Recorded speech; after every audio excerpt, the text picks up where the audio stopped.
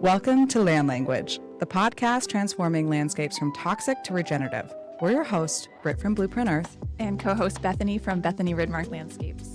We explore beautiful, functional design through conversations with scientists, vendors, contractors, and designers who are changing the industry. Whether you're in the field or at the drafting table, join us as we explore regenerative practices that care for people, place, and planet. Let's dig in. Well, we're so excited today to have Marc Boucher-Colbert with us. I'm a personal fan because Marc is my daughter's gardening teacher at the Franciscan Montessori Earth School. But the fun thing is, over the years of getting to know Marc, he has his hands in all sorts of green and sustainable and living and growing beautiful things. So we're really jazzed to invite you and to chat about all of this today. You so much. Yes, It's such a privilege. I would love for you to just introduce yourself briefly. I know you have such a cool, long history, but you were sharing before we started recording a little bit about your origins, and you didn't grow up as a kid with your hands in the dirt learning to love this thing. So how did you get to this chair today over that trajectory? I was saying that I grew up in New Hampshire and no garden in sight. And I think we had one azalea that fared very poorly at our house, and that was about it. What color was it though? Was it? It was pink. Okay. Yeah. The purple ones are more tolerable. The orange. So kind of urban New Hampshire, as urban as New Hampshire gets, Manchester. But I think the thing that did ground me in the natural world really was my dad was a great outdoorsman, and he made sure we bought a rural camp when we were little, and just we would spend lots of time up there, all kinds of time in the summer, and just we went feral. And my brother and I, we would just go and fish for hours and go around the pond on our own thing, and that was where the patterns started to embed themselves, and then I was in the Boy Scouts, so we'd go camping every weekend and once a month in New Hampshire. So, there were some rigorous months. So that sort of set the stage for just being in touch with nature. But then I think it took getting out of college and getting into a teaching job and realizing I wasn't going to be happy in my head, that I needed something with the hands, but that could engage the head too. This was like the mind and the hands. And when I stumbled into farming, actually I stumbled into farming because I stumbled into composting. I had a friend who got me into composting, and I started composting leaves in our backyard. I was living with my folks after graduating, and I kind of got crazy with that. And then I had all this compost, and then the next question was, what do you do with it? So that's when it first occurred to me to try to grow a vegetable. And then I found a farm that was enchanting to me out in Western New Hampshire, a biodynamic farm, and eventually asked the farmer if I could apprentice with him, and that's kind of set it off. Once I got in there, I was milking 4 cows a day and 2 times a day, and then tending vegetables in the middle of it, and it was just like, okay, this is something good here. So shortly after that, I moved to Oregon and knew I wanted to continue. So I found this really small mom and pop operation down in Wilsonville, Dennis Farm.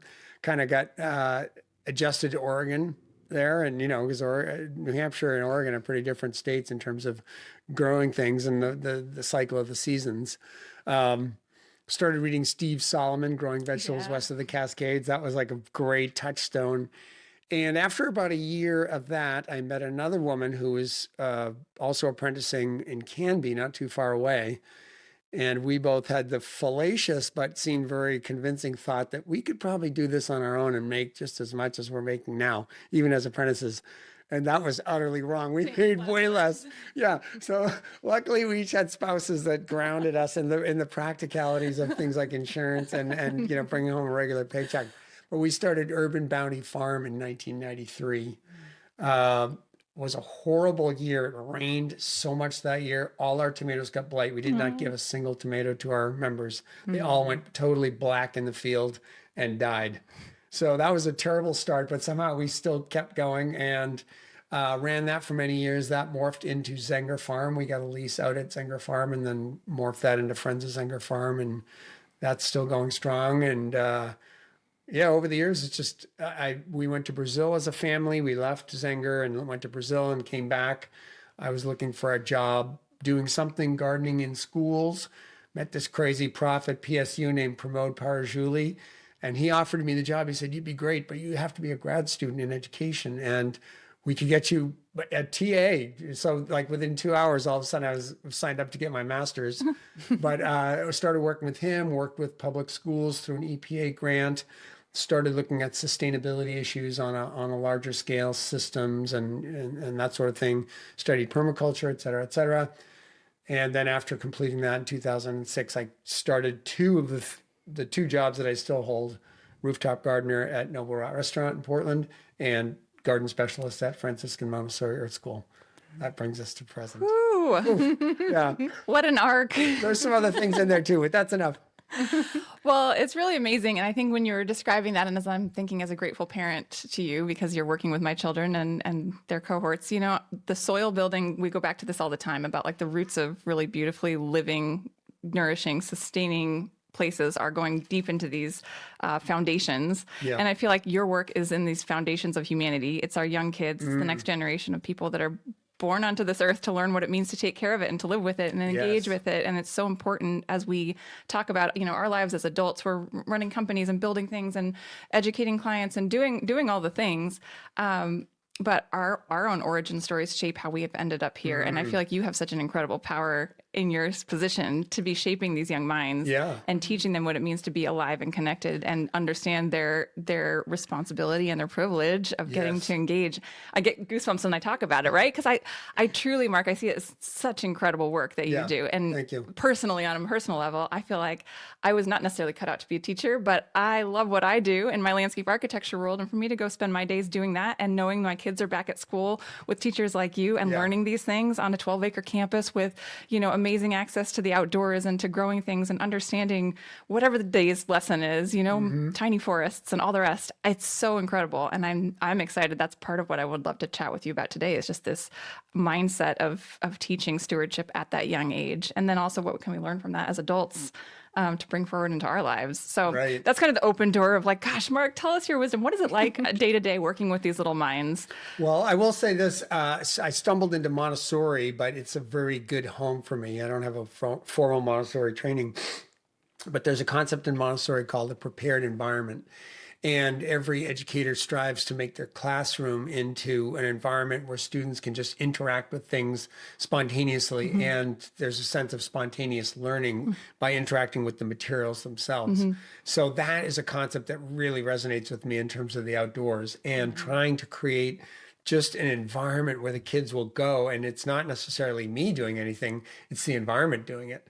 So just facilitating that, trying to and what does that look like? Well, you know, one powerful example is growing little snack foods that kids will just spontaneously gather and eat. And you know, one of the greatest examples of that is there was a period where a couple of girls would go around and make these things called veggie burritos, which would be like a kale leaf, some chives they had gotten, a couple of edible flowers that they knew, maybe borage, whatever. They'd roll it all up and just chomp it down. I love it. And, you know, that had a little lifespan with those kids and they had called it that. But I thought, oh, that is a total success. I mean, that's got to be a huge check mark. Yep. So things like that, you know, forts are a great way to engage, insect hunts, all kinds of things. And, you know, we do, as Bethany said, we do have a large campus, which is awesome. We've been able to differentiate some of the areas such that there's some real different spaces there. And the kids can just go and really hang out in those spaces and explore them and really be in them. And then, of course, that I do have to show up and do lessons too and try to guide things. So we do a lot of, I love cooking with the kids. I find that is one of the great engagements for them. And something that really has take-home value. You probably can attest to that. That's There'll right. be a recipe or something and we'll do. And then the kids all want the recipe because they want to go home. And many of them, I've had notes from parents like 5 and 6 years later. My son is still making the vinaigrette. My daughter still makes that leek soup. Oh my gosh. It's like, that's good. You know? So it's always something that we gather right there on the spot. And it can be very strange. One year I grew these kikinda gourds, which are these long, they can get to be like 6 feet long, straight gourds. We grew them up this spruce tree and you can eat them up to about 4 feet. They're still tender up to about 4 feet in length. So like we were literally like trying to knock down this 4-foot gourd. And then we made like street tacos with the kikinda gourds. And it was just a triumph. I mean, it was so great because it had so much excitement and so much buildup. And that was just felt like something, you know, great. And I'm sure some of the kids still remember it. That's I remember huge. it. Yeah, that's so fun. Yeah. Well, and I just think about like the fundamental of our society being consumers. And when you're teaching children the practice of harvesting and growing, you're switching the mindset to producers. Yeah, just trying to normalize that. I mean, as much as possible. I think that's part of the work that I feel like I have to do. It's just like put that into the set of experiences that they're having, because so many of the other experiences are in a car, isolated, staying in the home on a device. It's horrible, right? I mean, there's not that many points, and the world has become less safe, or parents have perceived the world as less safe, and are more reluctant to let kids just roam on their own. So where is the place they can roam? Well, at least for us, it's like a 9-acre fenced area that just feels safe, but really cool, right? There's spaces to explore there. I mean, you can't really get lost, but there's spaces to explore. That's special. Yeah. When you get a new kid that maybe hasn't been in that environment before, Yeah. what is the kind of transformation you see happen for that young person? Sometimes it's long. Doesn't always, it's just, there's no miracles that happen just because a kid's in that environment. Doesn't mean a lot of kids hate bugs. They're creeped out by things. They just have a very minimal interaction with soil. Dirt under your fingernails. Yeah. So trying to respect that, trying to just keep inviting, but trying to respect that, but also just modeling, like, I'm down on my hands and knees looking at stuff, and it's trying to invite them into that, or trying to find the angle that's going to be interesting to them. It could take a while, believe me. It's not there's not a success every single time. And some kids I call the satellite kids. They're just like always roaming around the edge of the group, but barely or lightly attuned, and maybe their attunements are such that they're attuned to something else, or they're picking up something else. Or the lesson I'm just starting to work with. I'm finally getting an assistant at school, which is great. And she and I were walking around the grounds the other day, and we saw this most incredible, gigantic, what's a Norton's giant ichneumon wasp. It was huge. It has a very long black tail, very creepy. Will not sting you, we found out later, which is good. But as it was flying around, even I was creeped out. But I told my assistant, look, if something like that happens when the kids are here, that has to become the lesson. There's no way you can continue on with whatever you had planned. Or even a worm would do that. I mean, you have to just be ready to shift, to be like, this is what we just found. Let's look at that. Because the attention is just going to go to that kind of stuff. Having been long enough in this, I just know, like, throw out completely whatever I had intended, go with what just showed up that everyone's reacting to, positively or negatively. Yeah. Oh, that's cool. One day it was a dust devil. I mean, this was the craziest thing. I was sitting on a log with some kids, and we saw this, these dust devils, these little twister-like things, start to accumulate over the grounds. And it was pretty big. And then we realized it was coming straight for us. And it did. It came straight for us. And we got hit with all this sand and dirt. And one little girl started crying. Everyone sort of hit the deck. We were all sort of stunned. And then we just had to process that for a little bit. It was just so crazy. But it's like, wow, what an experience. Who has that? Who gets hit with a dust devil? I can't say I ever have, even 12 years living in Arizona as a kid. Right? So they're everywhere. The spontaneity of the moment, you never know what's going to come. So that's awesome. And when you get to teach, I mean, how far do you go with just the things that are actually scientific behind the practice of organic gardening with these kids? Yeah, well, I differentiate. I mean, obviously I have to shift gears during the day multiple times. I have first through third graders. On any given day, I usually have fourth through sixth graders and first through third graders. And then there's another day where I work with seventh through eighth graders in middle school. We do what's called microeconomy. So we're doing a farmer's market every week with stuff that we harvest from the field. And then they also roast coffee. We get green coffee beans, they roast coffee. Sometimes we make additional value add products like pickling things or baking things. There's a couple teachers involved with that. That's collaborative. So, on any given day, the science, I'm going heavier on the upper L, the fourth through sixth graders, and the middle schoolers. And, the middle schoolers, I might be explaining, like, we're about to plant cover crop. We're going to inoculate it with this bacteria. We are doing that because that can provide nitrogen. Nitrogen's all around us in the atmosphere, but it gets hard to get to. The plants can't get it on their own. This bacteria can, et cetera, et cetera. I'll go hard on that stuff.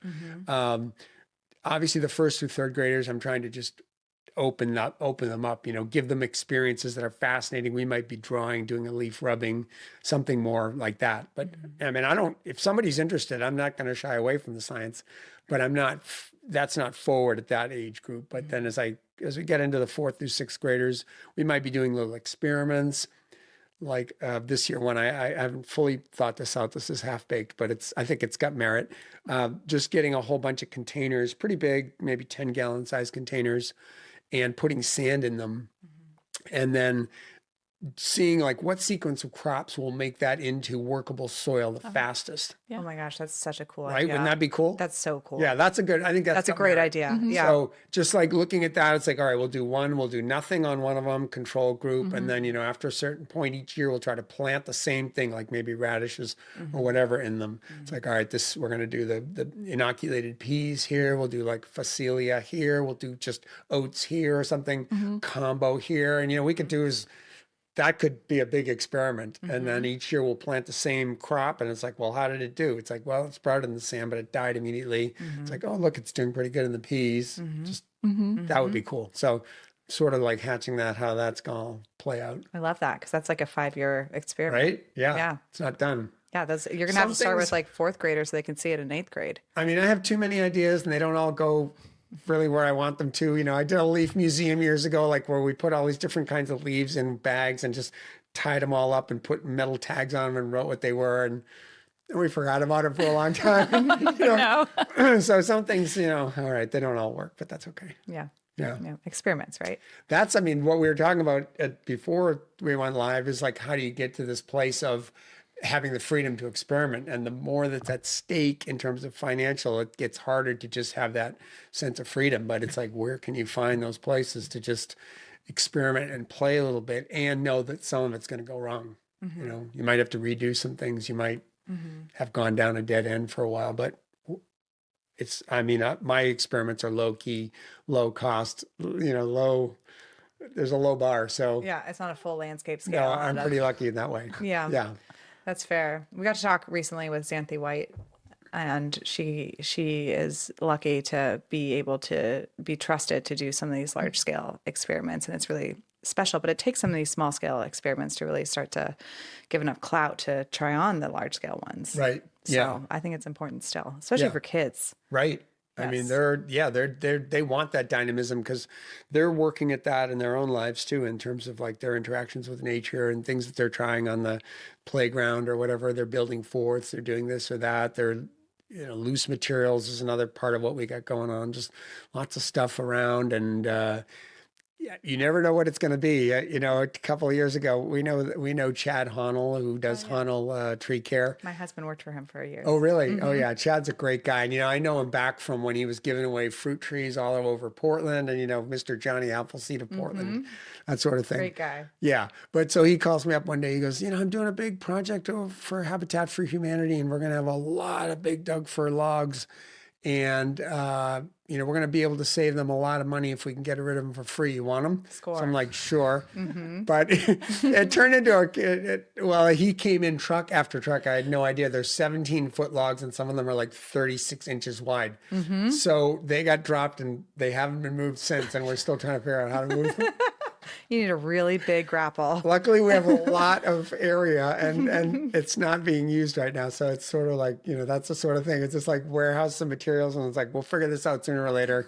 Until my administrator gets really hot under the collar, it could just stay there. Hopefully they don't decompose. Well, they are a little bit, but there's still. But that's also a natural, a natural exhibit, I guess. You've got the little mini forest going across the field where you've got a brand newly planted, collection of all sorts of mid-story, understory, and then eventually these monsters. And on the other side of the field, you have your massive old growth that's slowly decomposing. Yeah, I know. It is fascinating, one way or the other. But we do need to get them out of the middle of the field. That is going to be a priority for this year. So, in some ways you kind of do what we do. You design spaces, but you're really doing it under the lens of creating space for children and then also creating space for innovation or experiment and learning. Yeah. And so you're still creating space. Yes. And so I'm curious if you could kind of tell us the elements you feel that are very important important to curate for a child's experience of understanding nature from the lens that you teach? Yeah. The first two words that come to mind are tree place, because we just were working on this thing. Like the first year I got there, it's been 20 years now, or the second year, one of the neighbors came and said, I got this contorted mulberry, you want it? So I didn't really even know what a contorted mulberry was, but I'm like, yeah, sure. So we hadn't even really made the garden. I put it where I thought was going to be the corner of one of the gardens, and it's just grown wonderfully. And the branches, I thought numerous years the kids were just going to destroy it. The branches come spilling down, and as the name would imply, are all twisted and turned. But they've formed this habit of, at least enough branches have gone down and kind of touched the ground and supported themselves, that the tree has not died. It looks like it has some pretty big cracks in it, but it's still going strong. And some of the branches came up, and the kids love to nest in there and have little, and so the way we've sort of structured it is when we prune it, we prune out all the branches on the inside to create this inner space where the kids can go, and then leave all the branches on the outside thick. So there's a complete leaf cover, and there's only one way to get in. It's a fort. It's a fort. So that has been, I mean, there was a phase when a couple of the middle school kids were into tree climbing and actually trying to go up some of our linden trees, and would get 40 feet up and be like, this can't keep happening. So we put the kibosh on that. I'm all into tree climbing, but not at a school where there's pavement. Yeah. But this presents, I think, a great opportunity for kids to sort of be in that space of being with a tree, but safe and in a way that they can just imagine. But really, it's like, so many spaces are just like loose materials. Like, one of the greatest things kids love is a pile of gravel. I mean, and little trowels. Like, you put out little trowels. I don't really work with the really young kids. We also have like pre-K to K in what's called Children's House, but I interact with them on the playground every day for a little while, and it's really fun. But really, just like set the trowels out and the gravel, and 20 kids are satisfied for like a half hour. Having a lot of flowers around, flower fairies, flower crowns, all kinds of stuff, and then we'll interact with them edibly somehow too. We made dandelion tea out of the flowers this year. And we also, with the older kids, we made tea out of the roots. So, try to keep the connections going. But the basic primary stuff is just have a lot of stuff that they can take and interact with. We'll do a lot of seed collecting in the fall, just stuff that's ready, wild and or cultivated, stuff to eat. Like I said, the little snow peas, carrots, stuff that they can just pull and eat right there, tomatoes. So I try to have a lot of that stuff on the edges of, where they can go get it. I think that to me is, those are the kind of things, if a kid can take and interact with the environment on their own, not under the supervision of somebody else all the time, but just they feel empowered to do that, I think that's going to be a success. And then they'll go deeper with their own interests. That is Montessori. It's like, what is the child motivated to do? Push them to keep going with that, or allow them to keep going with that. So if there's ways I can do that outside, now we've had to put, the kibosh on a lot of different things. Forts are awesome. Forts get very territorial. So we've had the rise and fall of many a fort. Yeah, because, these like tribal behaviors start to emerge. Oh, wow. You see all this kind of stuff playing out, and then there's huge crises and unfairnesses, and then things need to be, or, safety issues emerge, and it's like, oh my God, this is going to hurt somebody.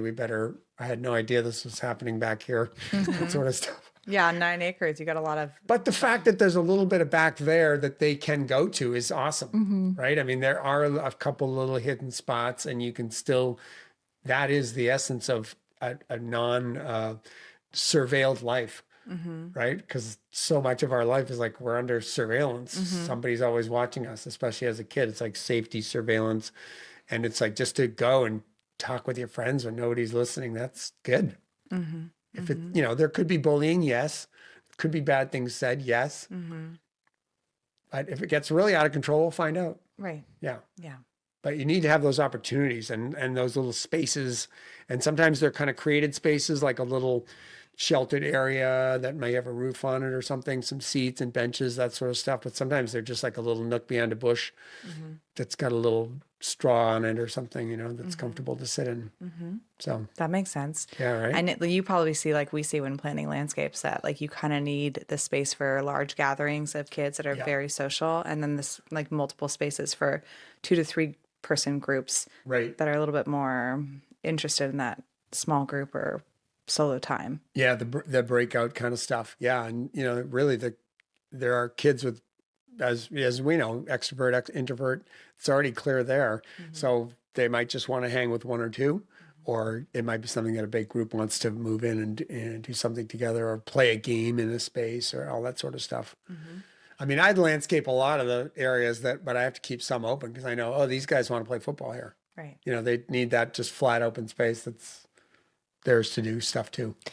Yeah, I know. I feel like the big like get rid of the lawn scenario is, I mean, truthfully, we do it as much as we can. I know Bethany and I both do in our practices, and you leave what's necessary. So sometimes a lot of time it's just like we call it a postage stamp lawn. Yeah. Because in an urban environment, you have the opportunity to go to a park to play large scale, and generally you can't. There's not really the space to do large, big body play in an urban backyard. Yeah. But when you get the opportunity to go and plant it with a meadow, and you get a much deeper root depth, and you get something that survives a lot better because of the root depth, and you get something that fixes carbon out of the environment due to the root depth. Yeah. It starts to make a lot of sense.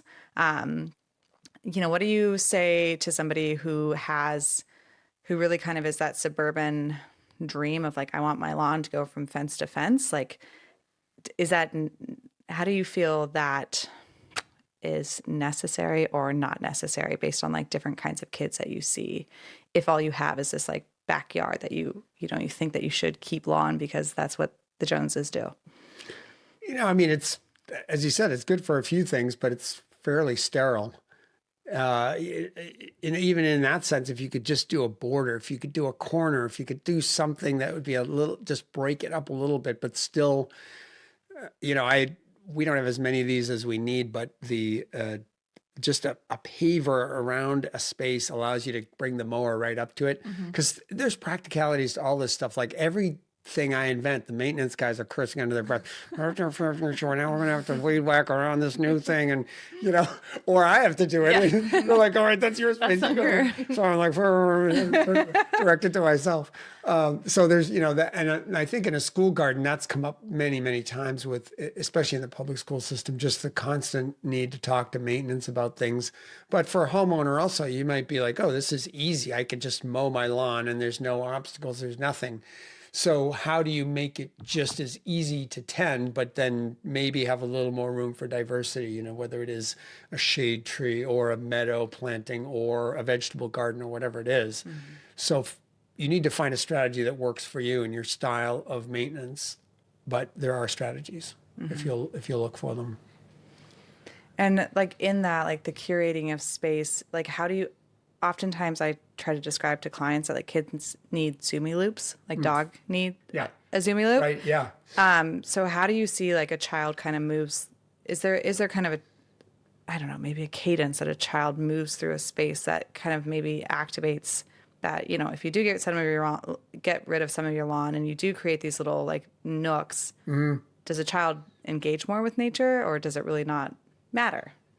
Totally depends on the child, I think. It's like if you got a kid who's like, I'm thinking of one kid who will remain unnamed. His passion is basketball, so he's going to be on the paved court pretty much the whole time. And even when we're doing a garden lesson, he's going to try to get himself on the paved court. That's his jam. That's his jam. Yeah. So that's what he's going to want, and he's not going to care if you put in a little meadow outside, as long as there's a court, in the driveway. That's not going to lure him out. That's not a strong enough draw. It won't. So you have to, again, like here's a Montessoriism, follow the child. Follow the child. So if you're trying to design for your own kids, hopefully you know what your kids like and what they do and what they're attracted to, then you have to kind of go with them, and it may not be what you wanted, So I think just being clear about that is like, am I trying to design for me because I think this would be what I want? Then that's good. Or am I trying to impose this on my kid, but they may or may not really go for it? But they might go into it too. You never know, right? Right. Like there's also that opportunity that we have to have a conversation with, say, there are parents that are looking to redo a space, and maybe they think that they're obligated to give a big green patch to kick the soccer ball, or to, have an idea in mind, or put the playground in the backyard. Right. And I feel like that's maybe a little bit passe at this point, but 15, 20 years ago, everyone was buying their backyard play structures, and that was the ultimate to put in your backyard for your kids to play. And honestly, you can go to the park and find that, and it feels these days a much more easy conversation to have about, like, hey, maybe let's do like a woven willow playhouse, or let's put this opportunity to have a splash area with water where they can fill up a basin and make a mud kitchen, or like those kinds of things that we can plant as ideas for parents to know that, okay, well, the true green grassy area could be much smaller. If I like to put a blanket out on a sunny day in the backyard. I'm never going to get rid of my lawn entirely because I like to be out in a grassy spot. But if you can integrate other elements into the backyard, or any yard really, there's a good opportunity for the kids to have a reason to pause and play. And maybe, I don't know, it's probably a little bit of you don't know until you try it. If you don't know that your kid's attracted to it because they haven't had the chance yet, you don't know. But if there's the opportunity to convince a parent that, hey, maybe let's add a little more interest, let's add a little more opportunity. I mean, I'm a kid that grew up at the stump with my hammer and nails, just having fun, like smashing nails into the wood, or grinding juniper berries into my magical, potions or inks or whatever. There's so much of that. I think if you can release yourself from the need to have the picture perfect, lawn to lawn fence. I mean, fence to fence lawn. There's things that are, some things speak to everybody too, like big rocks. I just think you can't go wrong with a big rock. Okay. We had so much fun. We put one in on a project in Head River a couple years ago for a young family, and the dad really wanted an awesome rock for the kids to play, and we found one out of a stone yard out in Eastern Oregon. And it's so cool because it has this big, like, kind of projected cave-like overhang, and this little cubby underneath. And it's so fun. We planted it, planted the space around it. And that little cubby is on the backside. It's away from the house. So the kids, if they want to go, can be out of the line of sight and tucked around the corner. And it's rad. And that boulder was not something you just find at the stone yard in town. Like, we had to make an effort to get this thing and bring it in and set it. But it's so rad, and it does become this kind of monument in the space that really is like, oh, that's striking. That's cool. It's what dramatic is that? for the adults. It's like it won't decompose. It doesn't require any maintenance. Yeah, you don't true. have to go out there and stain it twice. Twice a year. In fact, the moss and lichen is cool. Like, just age. It looks awesome. Exactly. Yeah. So I think there's things like that too that can satisfy everybody's needs with a little creativity, or something involving a little water pond. It doesn't have to be deep. It doesn't have to be dangerous, but it can all of a sudden become a living center that's, just all of a sudden excites everybody. Everybody's happy with it. Yeah. I'm struck even earlier when you were describing these things that the kids might start to become engaged with, whether it's a little leaf rubbing or whether it's a bite of something that comes, growing from the garden that they can snack on. It's easy to talk about it for the kids, but it's also important for the adults too. We're also, our daily life, there's also that stuck in the car, stuck on a screen, stuck in a space where you don't have any connection with what's living and growing. So these same lessons from the kids, I think, still deeply apply to all of us at all of our ages. In fact, any of us in the middle of our lives, in the middle of our careers, and those that are, retired. And again, like, we have time on our hands, but how often are we spending that time in a sterile space when, in fact, we could be connecting people with rich and deep, soil living things that are healthy, we've had all these topics for different guests at different times, right? But whether these are beautiful edible things, whether they're, integrated pest management, you're out there watching wildlife of all shapes and sizes that actually have the opportunity to grow in these places and live. And wow, there's so much diversity. We're not like the little clean green patch next door with nothing out of place and nothing alive, frankly. Nothing else. And what does that mean for any of us to get a chance to pause? And I have my crazy mangy flowers blooming this summer in my backyard that's not super well maintained right now, but you know what? I love going out there and seeing all these incredible pollinators just hanging out. That moment, even on a busy day, that moment of just stopping to stand there and admire this fuzzy little something on a flower. It sounds so silly, but isn't that like the deep root of being a human? Like, we're alive. These things are alive. They're changing every day. This one moment right now in time is here. Yeah. And to give that to our kids and then turn around and give that to all of us, really, and treat that with the importance that it deserves. These are the spaces that we can create and maintain and surround ourselves with, and they really do change the quality of life for all of us and recharge our batteries so that when we have to be back at the screen or we have to be in that meeting or on the drives or wherever, that we're better versions of ourselves for having still remained connected to what's living all around us. Yes, yeah. I mean, we do try to, I think about parents too when I'm working with kids, sending something home. It's kind of like my jab at the parents. It's like, no, spend some time with your kid, plant these things, get outside, do this. Solid. Yeah. Yeah. It's an encouraging move. Right. Yeah. And then, the kid's got to be so enthusiastic. I mean, I remember I grew one corn plant when I was in kindergarten in half of a milk container. And it was just so luminous and just amazing, one corn plant. And then the memories of childhood is like my dad went to Georgia once and he brought back a postcard with a cotton ball and a cotton seed in there. And I grew that cotton seed in my backyard in New Hampshire. It never produced any cotton, but I had the excitement for it, like these were like foundational memories of like something that excited me with the plant world. And I got motivated. I love that. Yeah. Good stuff. There's two things that I just really gathered from both of you talking in this last moment. It's like IPM, I think, is so interesting and something we should chat on because that's clearly part of your world, especially. Yes, it is. Yeah. And also integrated pest management, IPM. And then also, I want to kind of dive, because we talked in residential scale so far and the kids. I want to dive into schools and how, in your opinion, you see public school could take some of your experience and bring it to their campus. Yeah. It's harder. When I first started in gardening with schools, I started at PSU with this EPA grant that we had received there when I was getting my master's in sustainability ed. And we worked with 3 public schools in Portland to try to help them do school garden learning. And the bureaucratic apparatus is a lot harder to navigate. Every small change needs to be reviewed, ad nauseum by various departments, bureaus. Spending is a lot harder. I have it very easy. I come up with an idea, go see my administrator. It's a yes or no. And it's either like, go raise the money or here's the money or whatever. And then it's done. So I have it really easy. I have lots of colleagues and friends who are in the public schools, and that's awesome, and it's what's needed. But it is more challenging. The sense of the grounds, I think, are more. It's more difficult to develop some of these nature spaces, but still can be done. And I think that the sun programs, the after school programs, are a rich area for some of that. Some of the after school stuff can be done. The garden clubs and then the garden lessons. Again, I have the freedom of, I'm not trying to time the big thing in education and gardening and education and what we were doing at PSU is everything that you're going to offer in the garden has to be tied to an educational standard. That's hard for me to really accept because I think it should go the other way around. I think you should get excited about something in the garden and then go search for why that is. I mean, I think you should generate the education based on the experiential. And so much of the test-taking philosophy that dominates public education is work to the exam and do the things that are on the exam, and everything has to be justified. Every moment of class time has to be justified toward that exam somehow.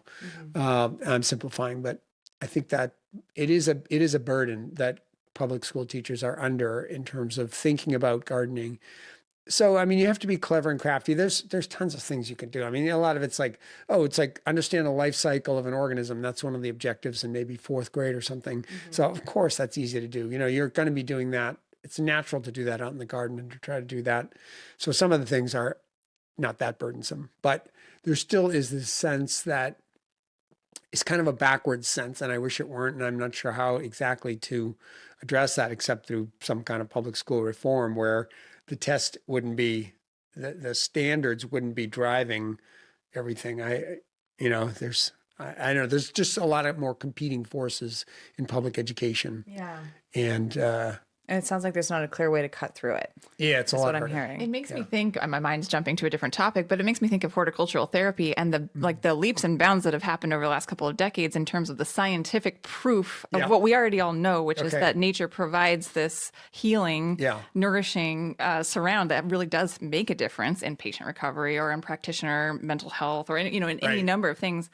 And it's only been with the excessive, finally, the science proving to everyone who holds the purse strings for these facilities to then give them room to say, all right, let's invest in building out therapy gardens and building out healing gardens and building out places on spaces that will support a hospital function, say, or an assisted living function, or and I wonder what it takes to get that kind of, I don't have the answer. I'm just trying to figure out how does that translate over into an educational model where the schools have the justification needed to prove that it's worth the resources, where I guess like intrinsically we all already know that this is valuable. We know that this helps our children learn about being a human being and learn about compassion for the earth and what it takes to nourish something through a life cycle and all of that.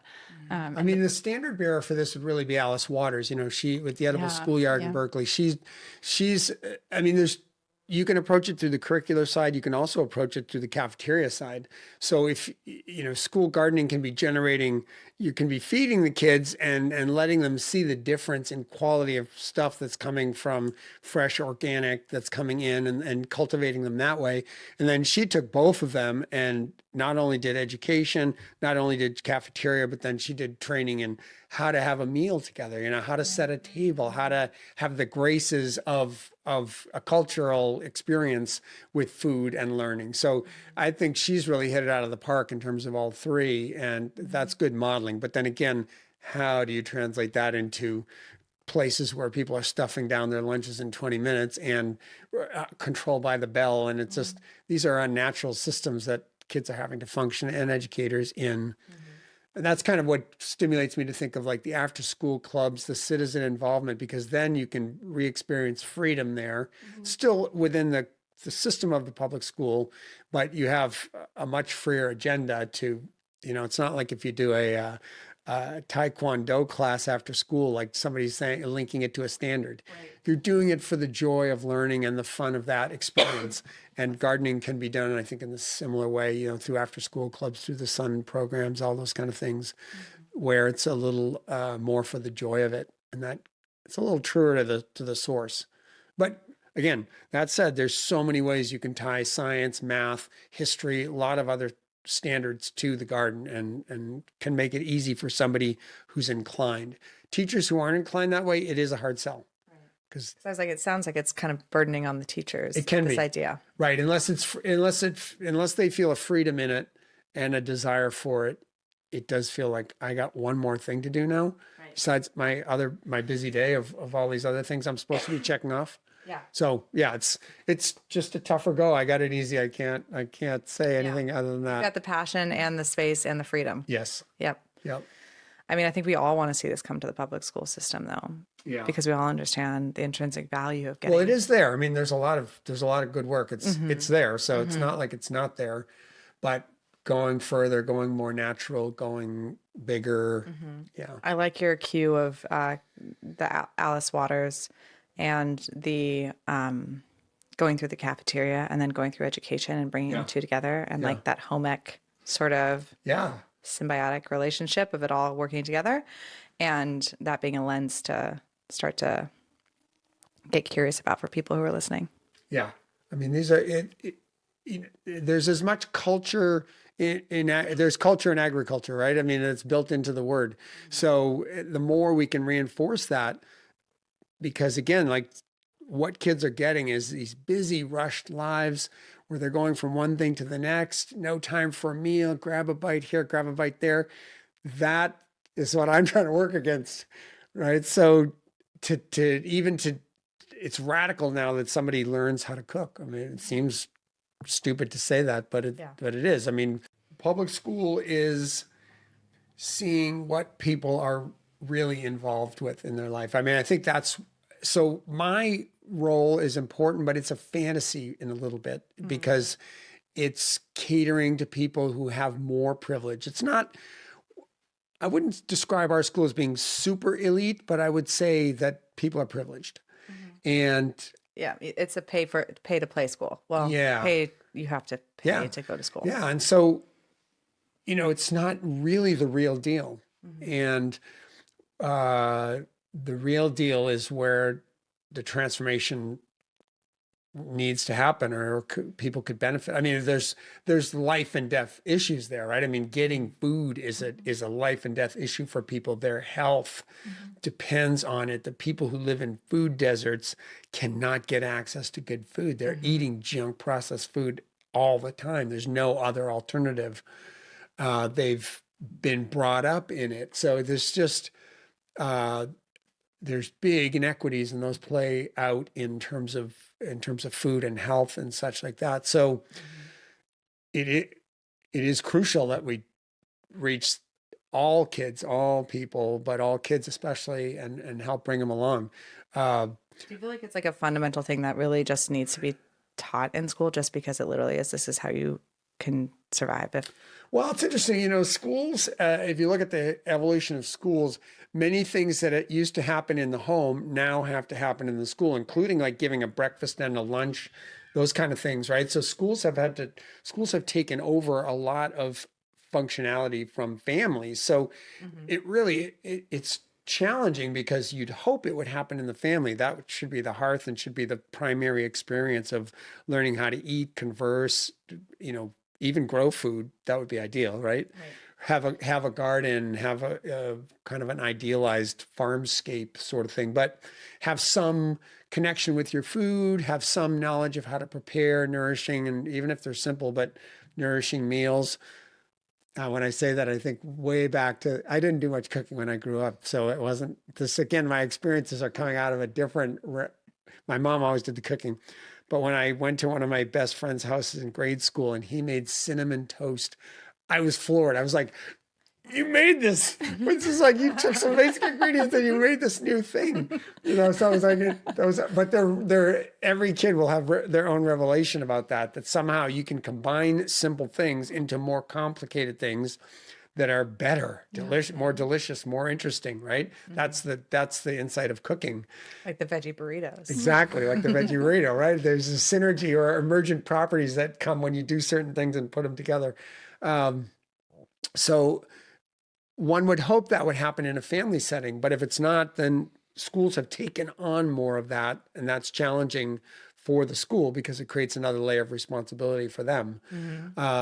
It's certainly appropriate, though. It's certainly wonderful. It's certainly great. It's more challenging. You just have a lot more health requirements when you do something in a public setting than when you do it in a home setting. So there's a lot of things you just can and cannot do in a school setting that you could easily do at home, or an informal, camping with your family or camping with friends. A little community learning. Exactly. Who let the dogs in? Who let the dogs in?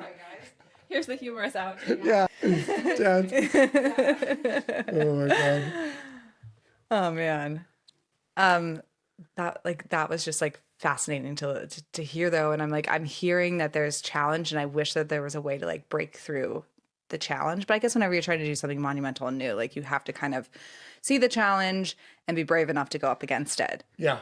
And I hear something interesting too in this, which is, okay, there's the large school scale, there's the individual nuclear family scale, but there's this other opportunity that we all have, right? Which is our little miniature community of the people we know in our orbit. And whether or not all of those children represented, or any generation in that little community, whether they all go to the same school or not, big deal. Or whether they're all going to sleep under the same roof at night, big deal. But if we're connected to each other, we have this opportunity to teach and share. Yeah. And so any individual that has the knowledge to give this group of people can go out and share, hey, like this, we're going to plant these things. Look at this stuff. Or, hey, come over for a meal. Actually, I would love you to eat the food that I grew in my backyard, and have this revelation and have that opportunity kind of back to, Alice teaching the kids how to have communal meals together and do this thing. And I know that's a big piece of our school with, teaching kids grace and courtesy and having these opportunities. But isn't that interesting as an individual member of a micro community, wherever we find ourselves, can we not also be leaders and guides and trying to help set those proverbial and literal tables, and trying to teach our next generation these things. And I say next generation, I'm always in the back of my head thinking too about our clients and our friends and ourselves, even just integrating all of these lessons learned into what we decide to practice in our spaces, on the land that we have opportunity to touch, the places that we can guide something forward. It might not take over the whole world all at once, but if we can do it in a manageable way where it's not just pie in the sky thinking about it, if we try, we might try and fail or try and experiment and dabble a little and do it different next time. But if we're actively doing it in a place where we can use that as an example and learn from each other and inspire the next whoever who takes that home and gets jazzed about what they're going to grow or what they're going to cook or what they're going to, learn how to do to take better care of their soil. You're talking about like you getting started with your compost, whatever that first instinct is to dabble with an organic living thing and find a way to fuel better life from it. Cool. Let's seed that in our places of influence. Yeah, we're modeling for each other constantly and for our kids, but for each other too, by the things that we do, by the things that we offer, what we come up with. So there's opportunities everywhere, but to me, it seems like I just saw this wonderful thing on Instagram, these two Italian guys going back and forth, and one guy's saying to older guys, like the triumph of humanity is to not rush. And that seems like at the core of so much of what's going on wrong today. We're rushing around so much. We don't have time for these basic, the healing that I want is a more basic relationship with nature, right? And that's so awesomely done through the garden. I mean, for most of us, it's not like the John Muir wilderness. It's like, what is my garden right back behind me? In fact, I was mentioning this book group that I do. We just interviewed Thor Hansen, who wrote The Triumph of Seeds. But he's a conservation biologist, lives up in Washington, did a lot of his work in Costa Rica. But his most recent book, I forget the title. Sorry, Thor, if you're listening. I'm sure you are. Is about what is in his own backyard, because he realized that as a conservation biologist, he had traveled the world, but had never really studied just what is in his own backyard. So that sense of, our own homes, our own gardens, our own yards, our schoolscapes, right? I mean, these are the places where we really are doing our living.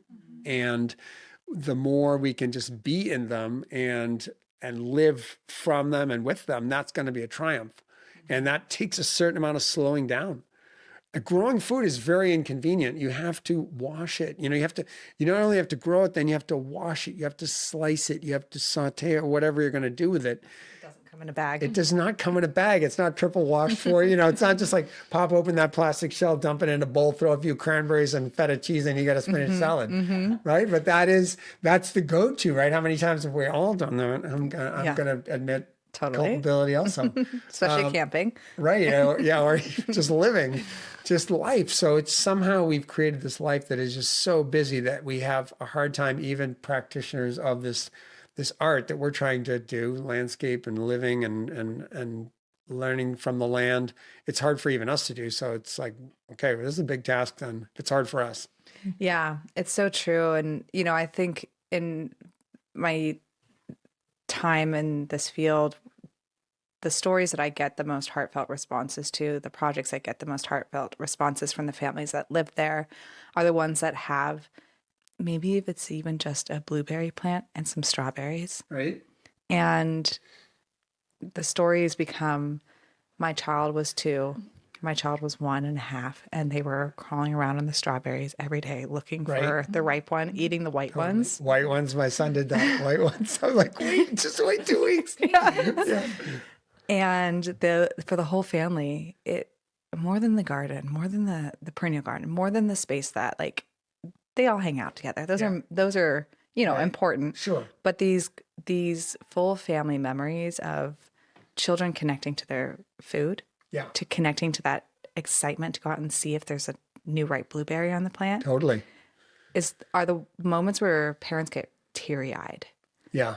And they have memories that they talk about year after year. Right.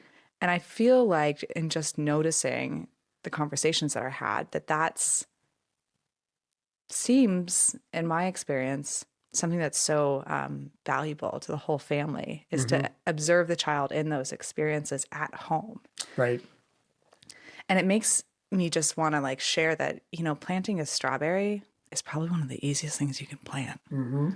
I mean, it will just go. Yeah. And it's brings so much joy. Yeah. Like we had early strawberries and now we got another round of strawberries growing. And they're all planted under our blueberry bushes. It's Right. like, why not? Yeah. Well, Yeah. that reminds me, Alice Waters, I think one of her taglines was a quote from Cezanne that said something like, there will come a time when a single fresh carrot will set off a revolution.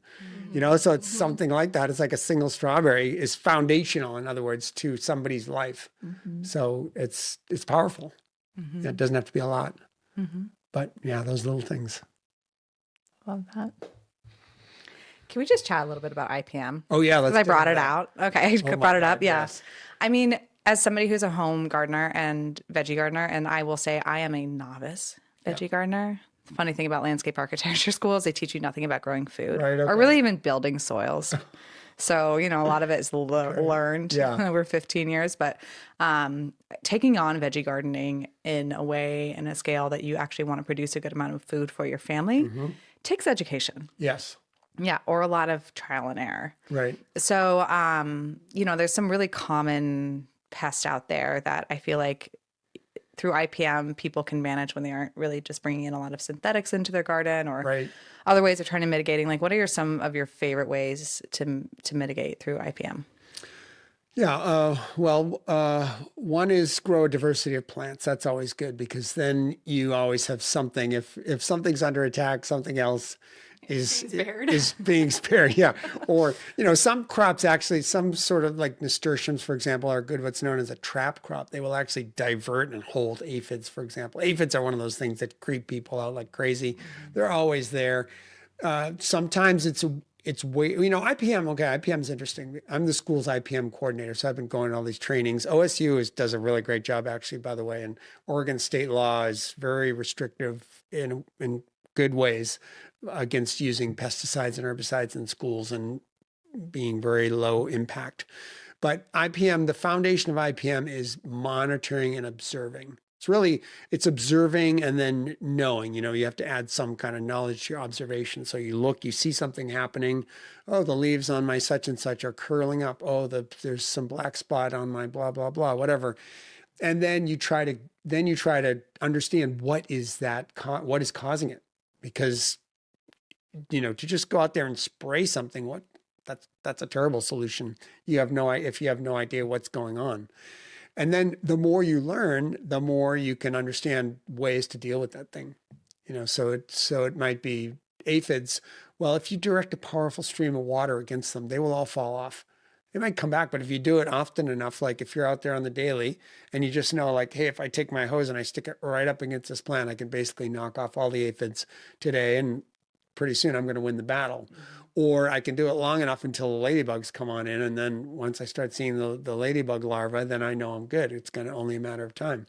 So things like that, there's a sense of like, okay, close observation is really the foundation of IPM.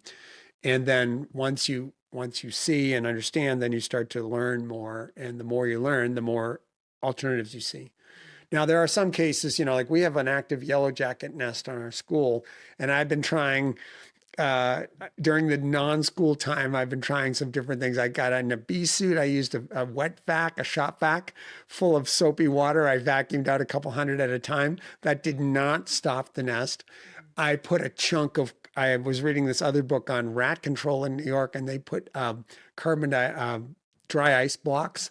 And then dry ice is carbon dioxide, of course. And as it gasifies, carbon dioxide is heavier than air. It will sink in the burrow and choke things. It will displace the oxygen. Interesting, right? So I thought, oh, maybe that would work for the yellow jackets. That didn't work, or at least I didn't seal up the hole enough.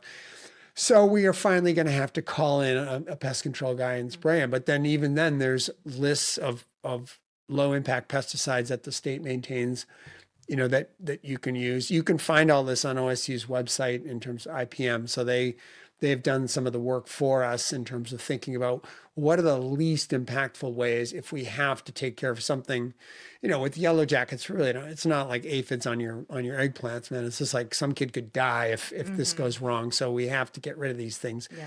Alternatively, although I've seen a yellow jacket nest on the far edge of our property, and I just put up like a 20-foot border and flagging. And if I know that nobody really goes there, I'm okay with that. You know, there's a live and let live if it's out of the zone of traffic. But if it's in the zone of traffic, then we have to take other measures.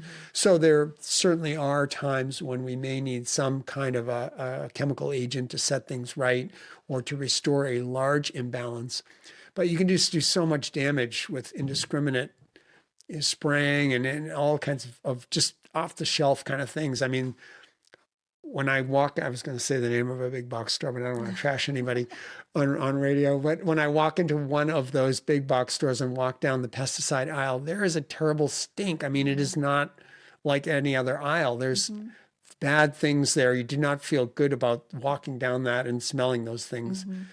So yeah, we should use all that stuff with the greatest amount of caution and the greatest amount of knowledge. And that starts by just getting down, observing things, looking at how things behave and trying to figure it out.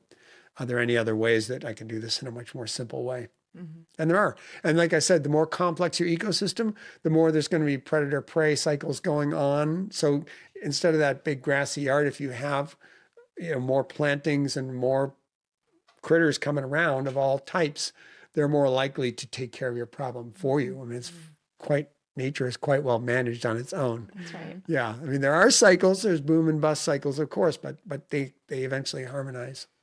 So the more we can be in that flow, the better off we are. Yeah, with the tolerance for the gives and the takes and the ebbs and the flows at a certain scale, where if you're patient enough, then the next pest or the next thing is going to come along. These things start to right themselves. I wish that I could remember her name. I'm so bad sometimes with names. There's a wonderful speaker that came through town recently for the Hardy Plant Society study weekend. Okay. And this woman, I'll have to look her up, and I don't know if it'll go on show notes, but she's fantastic, and she has all sorts of experience with public parks and such back in New York City, and really thoughtful management of public spaces, but with such a care for health and natural cycles. So recognizing and advocating for people to just understand, yeah, that thing looks like those leaves are curled. That thing is brown. This growth of whatever the thing is, it is there right now. Yeah. And also that's okay. And it's going to work its way through, and nature's going to do the next thing.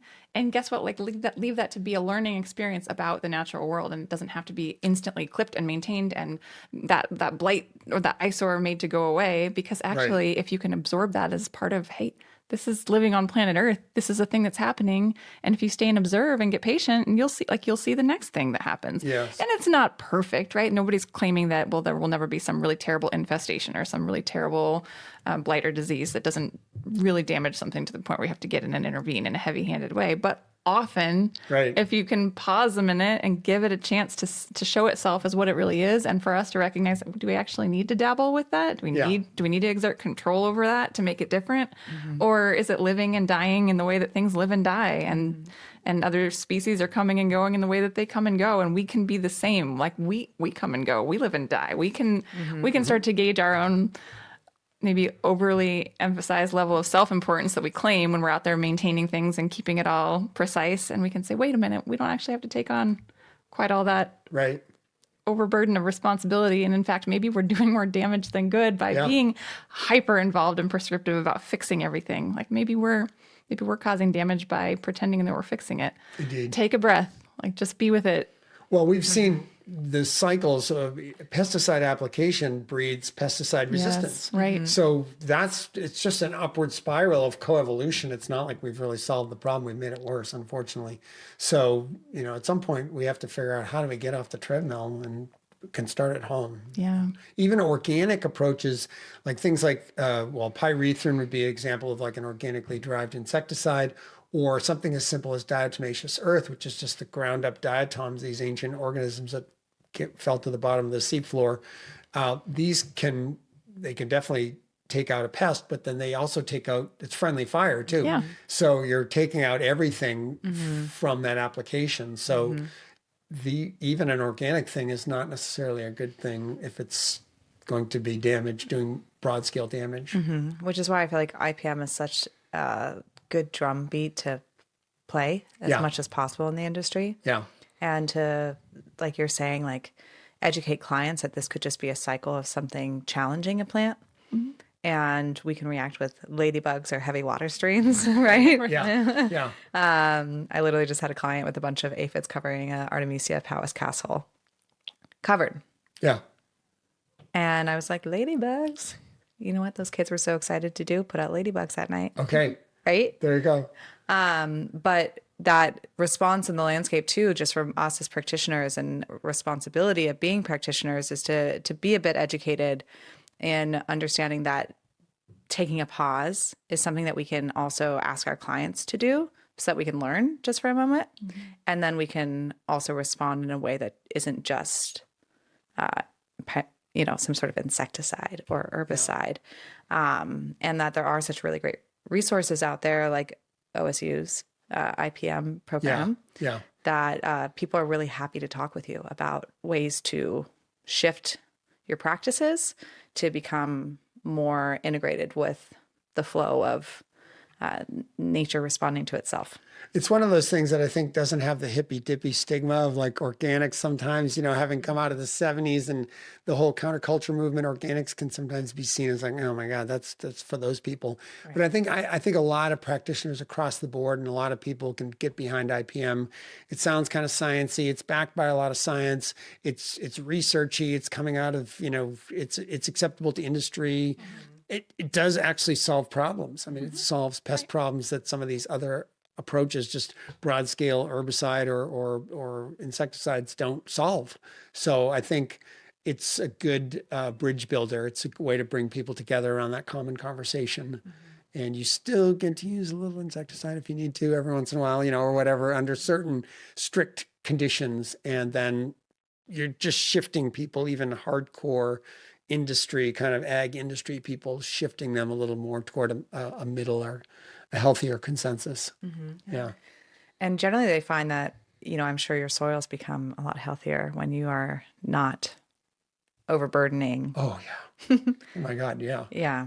Yeah. I mean, the materials. You just, even, on that topic, even synthetic fertilizers can just nuke your soil and nuke its ability to take care of things, yourself. I mean, you're much better to invest in things like biochar and compost and cover crops and really build up that soil microbiota, and then just really let it, again, like ecologize, for want of a better word, let it complexify, and then it's going to take care of so much for you that you won't have to. I mean, you really infantilize your crops, so to speak, when you get into these cycles of nourish. I mean, imagine if like you had to spoon feed your kids every single bite, right? There's some sort of a veggie equivalent there of this constant fertilizer applications. You constantly have to do it. And if you fail to do it, the plant and the soil has lost the capacity to converse, right, back and forth about how this is going to happen through the fungal networks and the bacterial networks down there.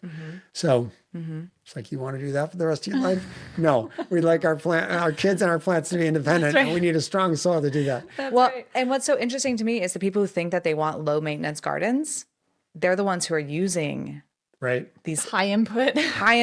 Yeah, exactly. They're making the drip have to happen from the steroids of these synthetic fertilizers, thinking that, and then the synthetic herbicides and pesticides, thinking that if they continue to apply to input, that they're creating an output, which is less work. But in our experience, it's exactly the opposite. Yes. What I really feel like is important every time we have one of these conversations, because this is so rich and we've gotten to like dive into so many topics, is that there's some really good like take home notes, some applications that we really get to pull out of this conversation. And I'm curious for you, if you like had a topic that you really wish that you could like be like, here are your like 3 things to do, 5 things to do, 10 things to do. I don't know. Is there something that we can? I just think container gardening. I would just say that, because I think that is something everybody can access.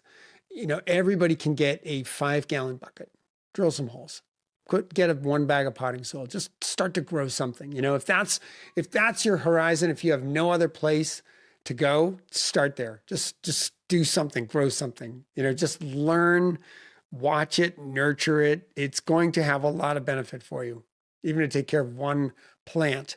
If you can, community gardening. If you don't have the space yourself, obviously you have the space yourself, start to develop your place, do something, plant something interesting, plant 2 different things, plant 2 different varieties of the same thing, whatever it is. So just start doing something. But, if you don't have that, if you have a patio, put a little container out there. Try to take care of a few plants. Try to grow a little bit of your food. Even a gesture, it's going to get you more connected no matter what.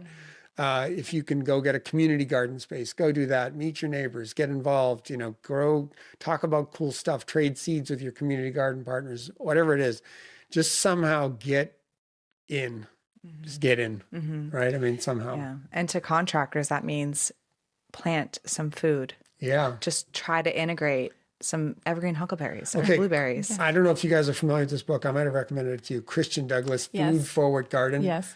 Oh my God, this guy has such beautiful designs. He's trained in England. He's British, so you just know he's going to be good right from the get-go.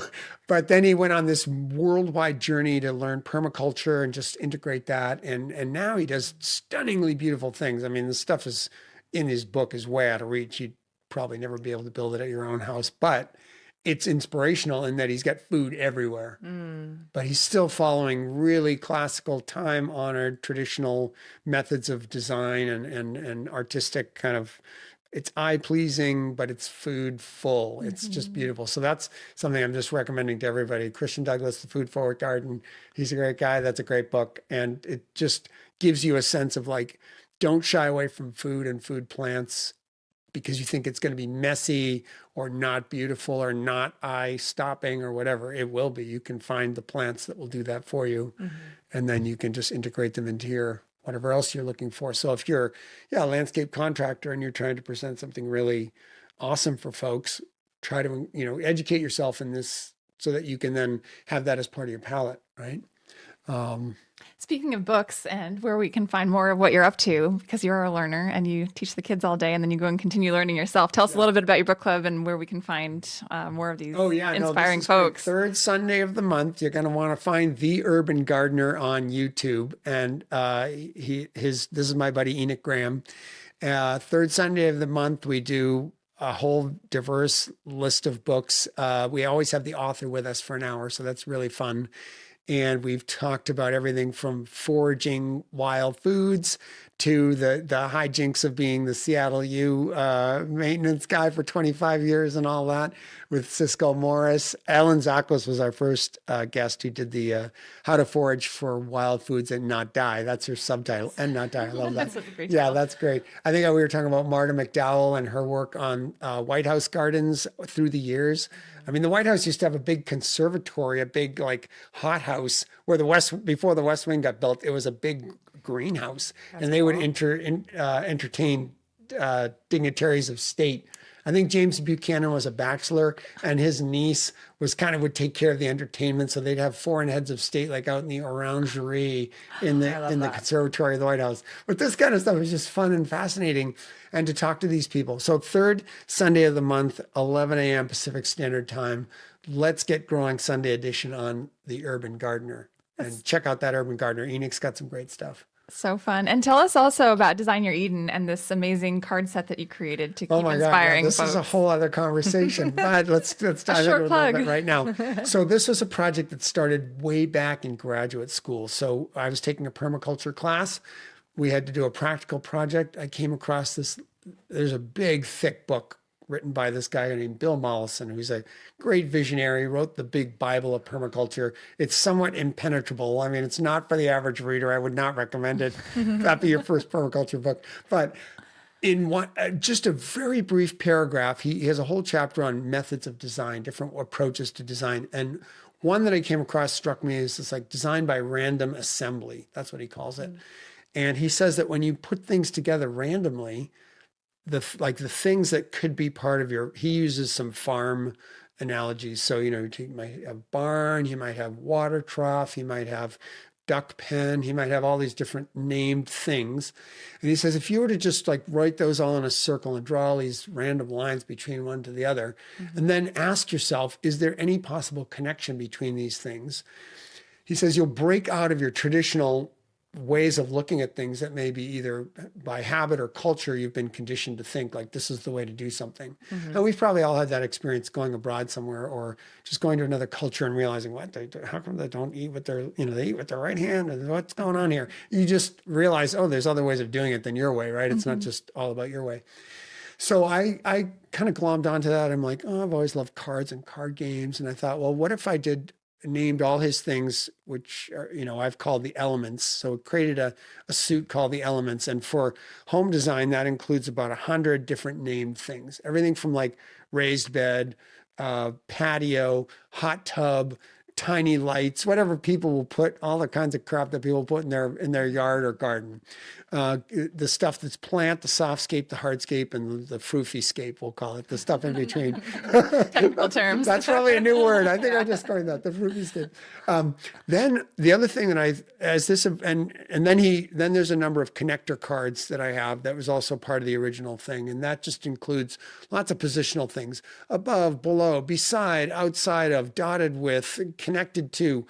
And you can literally put out a whole bunch of different element cards, and then you could just play these connector cards down one at a time randomly and just connect things and see if there's anything that hits, right? A lot of it's like a lot of creativity. There's just like big flat periods, and then all of a sudden you'll jump up and be like, oh my God, I got to run out and do this because this makes so much sense once it's presented to you. And you might never have gotten there without the random association. So I've been doing this for with folks every once in a while. They're like, hey, Mark, I got a garden. I don't know what to do with it. All right, let's play with the cards. But then I noticed also there was another thing missing, and that was what I call values.